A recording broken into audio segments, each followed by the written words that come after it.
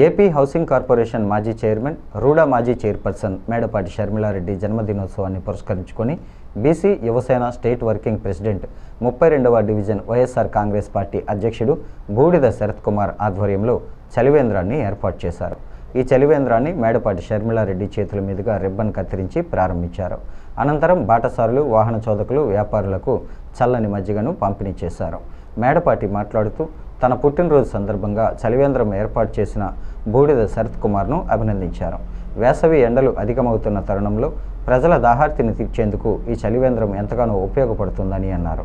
బూడిద Sarath, YCP SCCL రాష్ట్ర అధికార ప్రతినిధి కాటం రజనీకాంత్ తదితరులు మేడపాటి షర్మిలారెడ్డికి దుస్సాలువ, పుష్పగుచ్చం అందజేసి జన్మదిన శుభాకాంక్షలు తెలియజేశారు. బూడిద శరత్ మాట్లాడుతూ ప్రతి ఏటా వేసవిలో ప్రజల దాహార్తిని తీర్చడానికి ఇక్కడ చలివేంద్రం ఏర్పాటు చేస్తున్నామని అన్నారు. ప్రతిరోజు మజ్జిగ పంపిణీ చేసేందుకు సిద్ధంగా ఉన్నామని తెలిపారు. వైసీపీ నాయకులు సత్యబాబు, స్థానిక పెద్దలు ఈ కార్యక్రమంలో పాల్గొన్నారు. మీడియా మిత్రులకి, ఇక్కడ వచ్చేసిన మా ఎంఎస్ఆర్ ఫాలోవర్స్కి, వైఎస్ఆర్సీపీ కార్యకర్తలకి అందరికీ కూడా హృదయపూర్వక నమస్కారం. ఈరోజు మా మేడపాటి షర్మిలారెడ్డి గారు పుట్టినరోజు సందర్భంగా స్థానిక జాంపేట 32వ వార్డులో ఎప్పుడు ప్రతి సంవత్సరం కూడా చేసే విధంగానే చలివేంద్రం స్టార్ట్ చేయడం జరిగింది.